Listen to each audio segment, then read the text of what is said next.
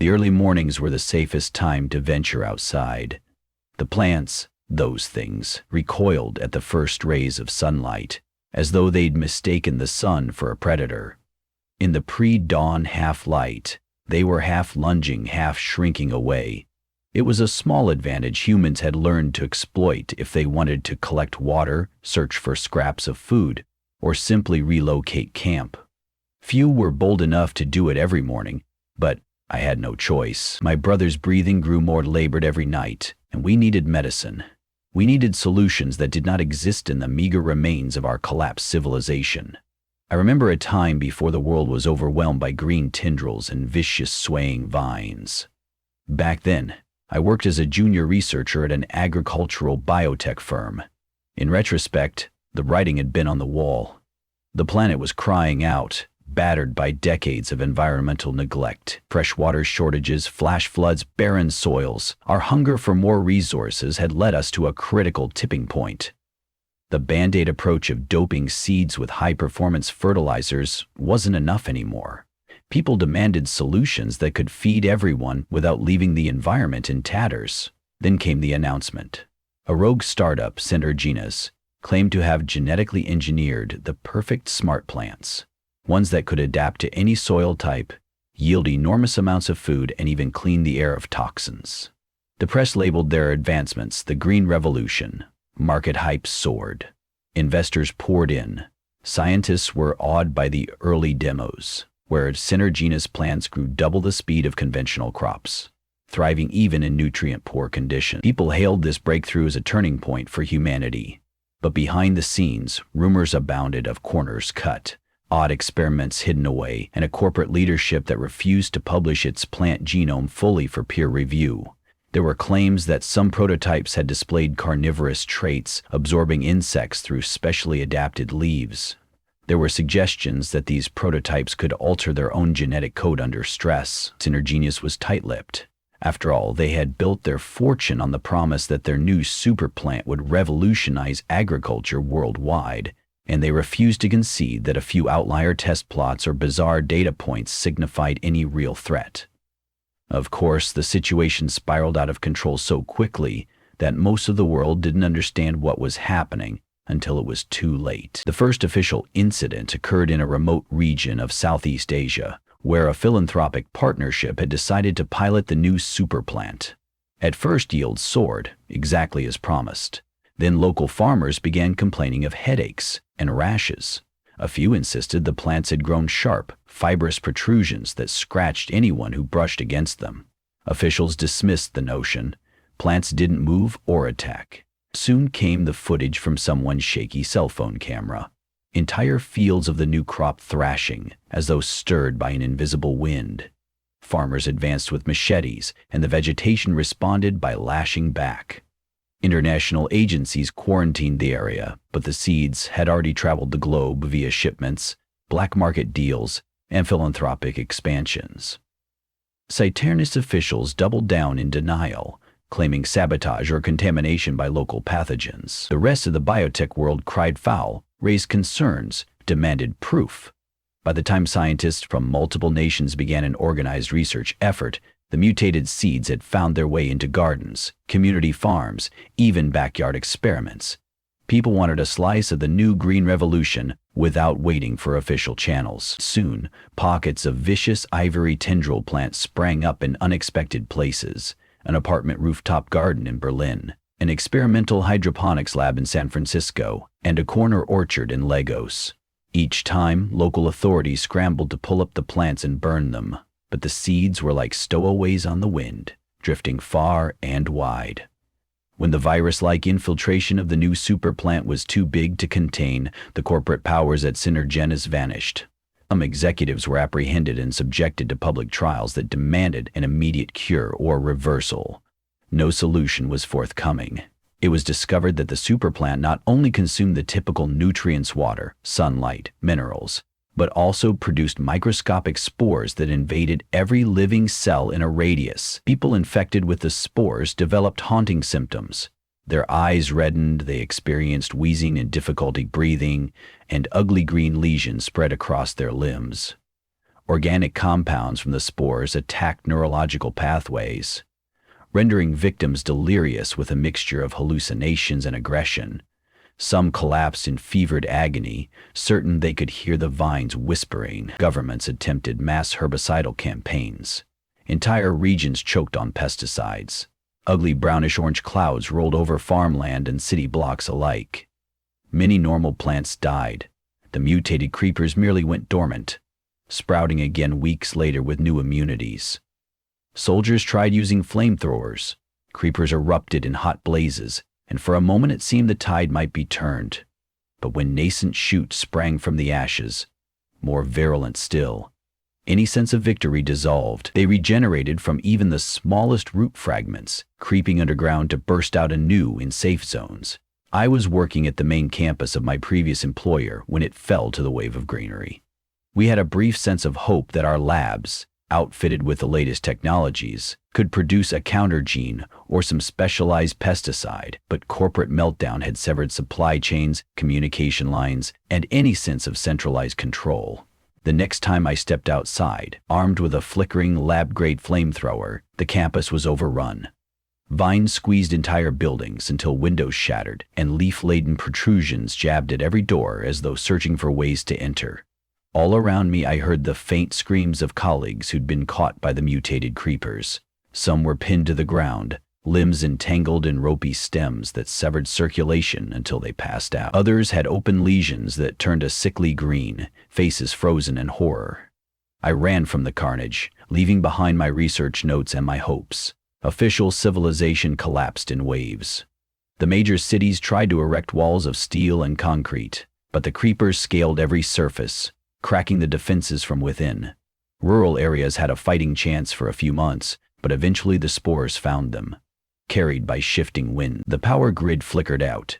Entire transport routes became unusable because any vehicle left idle for more than a day would be overtaken by vines that tore apart tires, clogged exhaust pipes, and overgrew the chassis until it was little more than a frame of green. The global population dwindled.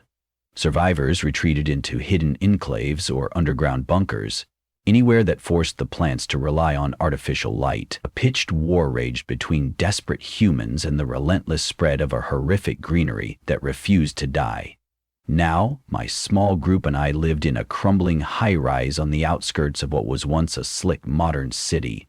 The building had large windows through which the vines couldn't fully break, thanks to being partially reinforced with metal bars. On the highest floors, the creepers had difficulty reaching us, though occasionally we'd find tendrils snaking in through cracks in the aging plaster. We spent our days patrolling these breaches and our nights sharing anxiety-ridden stories by candlelight. Everyone was haunted by memories of what life used to be like. Easy grocery runs, day trips, the unstoppable hum of technology. That was before the plants mutated into predatory nightmares. Early each morning, I descended 15 floors to the ground level. My main purpose was to gather water from a drainage pipe in a relatively safe courtyard next door, where I'd rigged a makeshift filter. Over time, the water supply had dwindled and grown muddy, but it was all we had. That was where I was heading the morning I saw the battered shape of another human crouched behind a toppled dumpster, holding a small object in trembling hands. I approached with caution, knife in hand. The last thing I wanted was to alarm a fellow survivor or run into someone too far gone from spore infection. "Who's there?" the person croaked, sounding weak. He turned, revealing a face streaked with dirt and dried blood, a man likely in his late 40s. A tattered lab coat clung to his slender frame, the company logo faded but still visible. Menace. I froze, an immediate wave of revulsion welling up inside me. My instincts said to turn and run, or perhaps, decked though it seemed, to put an end to him right there. But the man saw me and slumped forward in relief, as if he'd spent the entire night expecting the worst. He held up the small object in his hand. It was a data chip, the kind used in specialized equipment. He stuttered out an explanation. "Please, I need to get this data to someone who can." The only reason I didn't immediately mistrust him was how remorseful he looked.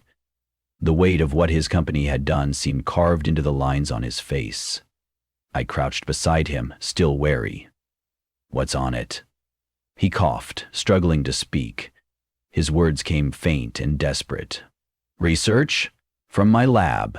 There might be a neutralizing agent for the spore's reproduction cycle.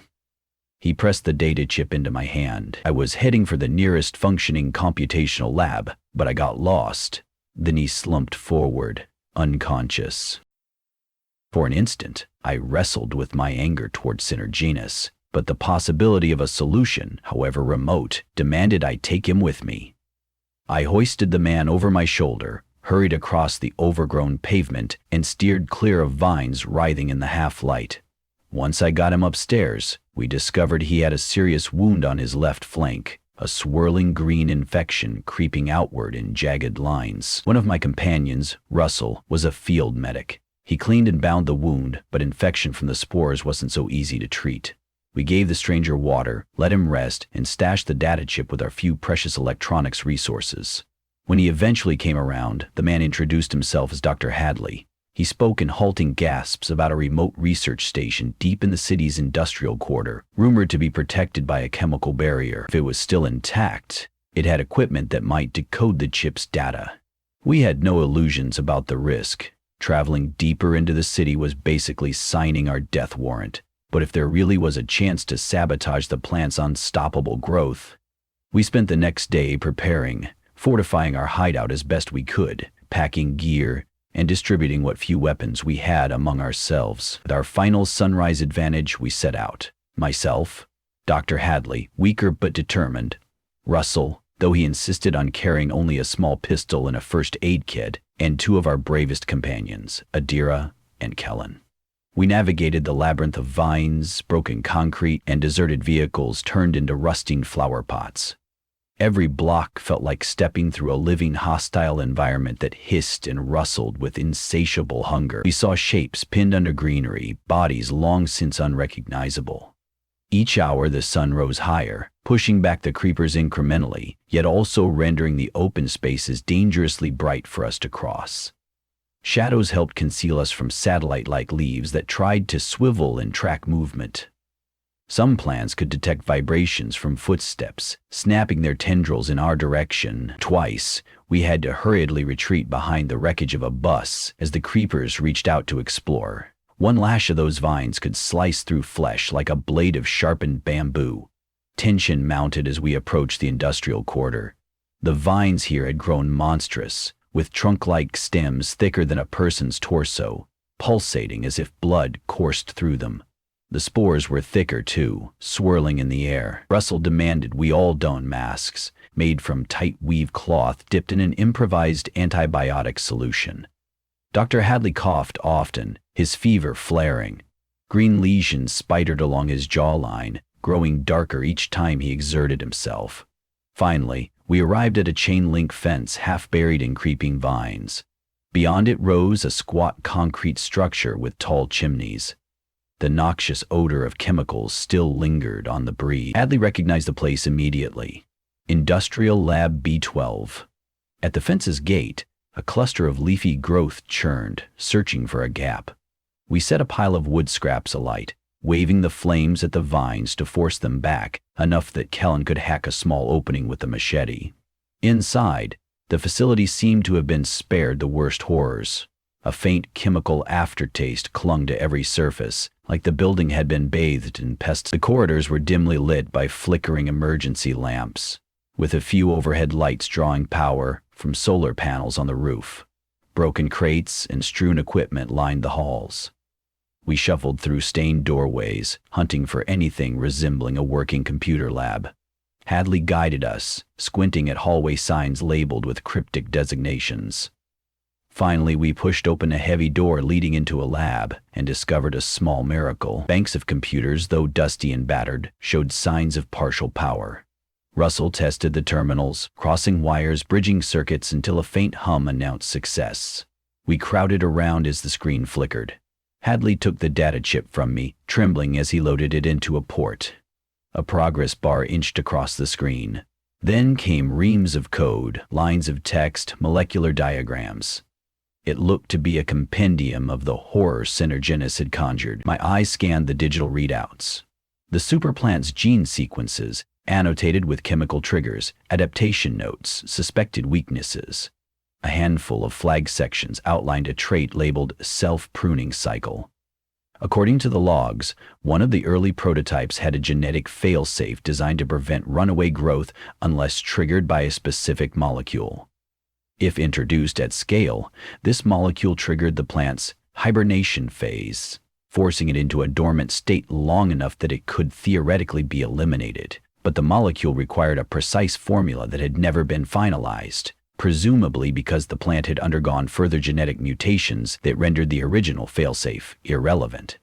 Yet the code indicated a mutated version might still be vulnerable. Dr. Hadley nudged a trembling finger toward a table of chemical precursors. We can try to synthesize it, he said in a hoarse voice. If it's stable, we might aerosolize and distribute it. That could put them to sleep. We had no illusions about the scale of the operation.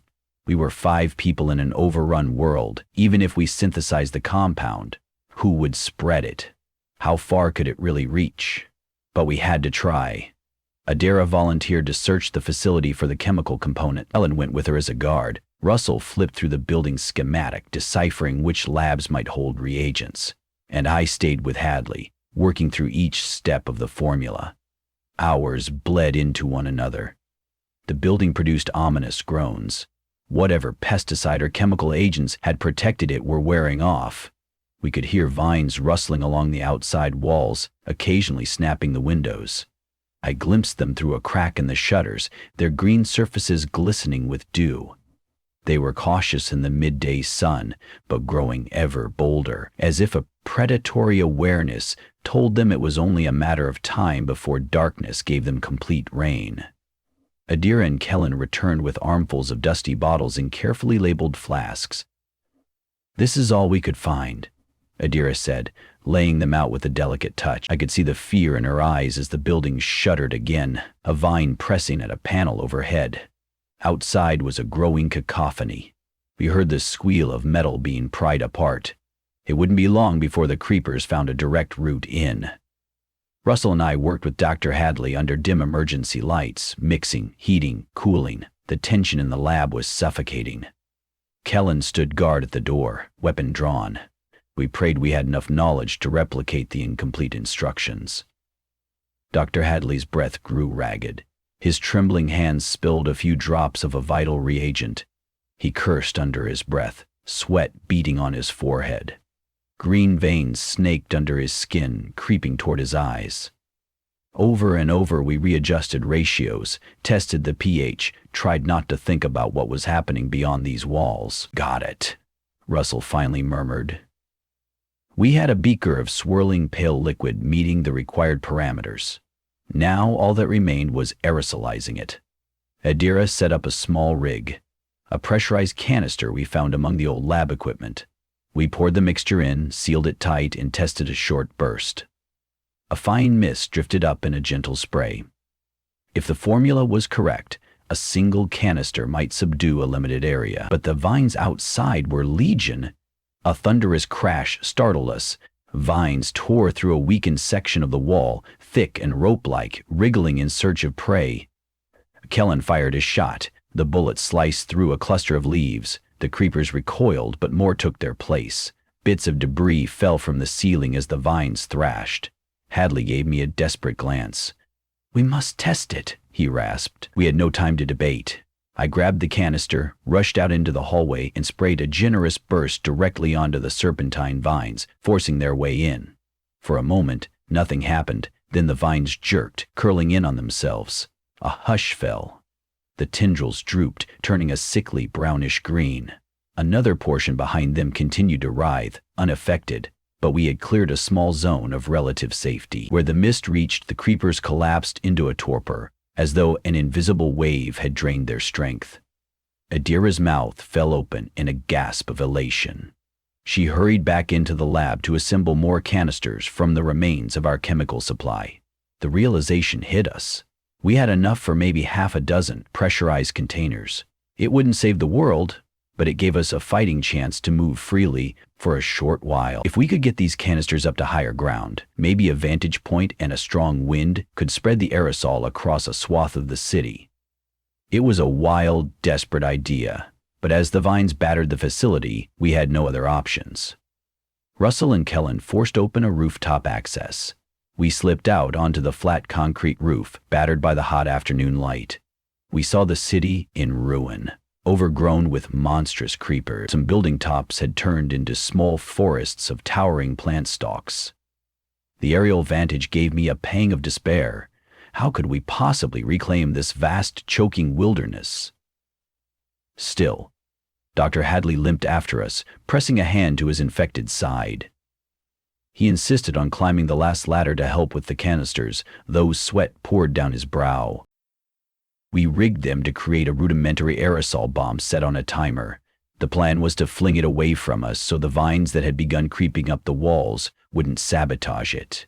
If the wind was right, it would drift across several blocks, hopefully seeding the air with enough of the compound to set pockets of the creepers into a dormant state. As we hastily arranged everything, Dr. Hadley asked me to come close. "You have to replicate this process, anywhere you can. There may be other survivors, other labs, but someone must continue the work." He placed a trembling hand on the data chip which I still carried, then slumped down as though the last of his energy had been spent. His eyes had taken on a tinted hue of green, pupils dilated. He'd come too far to be cured now. We threw the canisters. The contraption soared over the side of the building, trailing a short fuse. The bang echoed between the concrete canyons, followed by a rising, wispy cloud. At first, it just hung in the air, drifting toward the blocks beyond. Then we saw the vines twisting. Whole lines of them began jerking as though electrocuted, their leaves rattling. We heard faint but sharp crackles, combined with a resonant hiss, as if the entire vegetation network was reacting to what the chemical was doing. Then swathes of greenery started drooping, their once gleaming surfaces turning dull. But around us, vines still probed, and we realized the rest of the city remained unaffected. The chemical's effect was painfully localized. Nonetheless, we had gained a small corridor of relative safety. With the largest of the canisters expended, we had 5 smaller ones left to protect ourselves. We decided to use them to escape to a more secure location outside the city. Perhaps from there we could find other enclaves of survivors, spread knowledge of the formula, and help them replicate it. If we were lucky, synergy in scattered pockets might turn the tide. Descending the building took every ounce of caution we could muster. Twice, Kellen had to spray a canister's contents to make creepers fold back from the stairwell. Each time, the chemical took effect, but it also wasted precious supply, leaving us with fewer tools to confront the endless savagery. We could hear the vines moaning in the gloom, the labored squeaks of metal twisted by unimaginable strength. Near the exit, Dr. Hadley stopped, leaning heavily against a wall. His infection had progressed dramatically. Greenish fluid beaded under his skin, visible in the harsh shadows. He quietly shook his head when we tried to support him. "I'll only slow you down," he managed. Then he pressed a handheld sample container into my palm. "The final compound. I made an extra batch. Use it well." His eyes were distant, as if he was already drifting from consciousness. "Don't let Synergenesis' mistakes define our future." Adair started to protest, tears forming, but he gave her a withered smile. "I'm done. You all must carry on." He limped back toward the lab's main corridor, pulling a near-empty canister behind him. I don't know if he intended to use it or to buy us a few extra moments as the vines closed in. Our group moved on, forcing ourselves not to look back, hearts heavy with the price of survival. When we emerged from the facility, we had just enough aerosol left to blast a narrow path through a wave of creeping vines. Beyond that, we reached an old sewage channel, partially clogged with putrid water and overgrowth. It provided a grim but safer route away from the industrial hotspots. Sloshing through knee-high filth, we made our escape. The last glimpse I had of the building was a swirl of feeding vines enveloping the roof. I wondered if Dr. Hadley had made his final stand. I wondered if he'd found peace in his last moments, doing all he could to redeem his role in humanity's downfall. Eventually we reached an abandoned neighborhood on higher ground. Broken houses stood watch like solemn sentinels. The vines were here too, but less dense. We found an old emergency shelter that was mostly intact, with heavy concrete walls. Inside, the smell of mold greeted us, but it offered protection. We set up a perimeter of improvised tripwire alarms, hoping they would warn us if the creepers tried to push inside. That night, as we gathered around a flickering lantern, we finally allowed ourselves a moment of guarded hope. Adira examined the handheld container, swirling the final compound that Dr. Hadley had given us. With the data chip and our knowledge, perhaps we could refine the mixture further. Maybe we could replicate it on a larger scale, distributing it among pockets of survivors. If enough enclaves used it simultaneously, the vines might be forced into dormancy across vast regions. It was no guarantee. The plants were adaptable and might mutate yet again, but if even a small fraction of humanity could reclaim farmland, if we could protect the soil and reestablish stable living conditions, then maybe our species had a future. I sat in a corner, watching the others plan. Their faces, once hollow, flickered with a spark of determination. Visions of large-scale greenhouses used to comfort me, but now the dream was of controlling these predatory plants before they consumed the entire planet. Our species was facing a reckoning of its own hubris. The irony was bitter. We'd long sought a perfect food source, only to create the perfect ecological menace. But the seeds of a solution were in our hands, modest though they were. Come dawn, we would carefully scout other safe points, seeking labs or storehouses for more raw materials.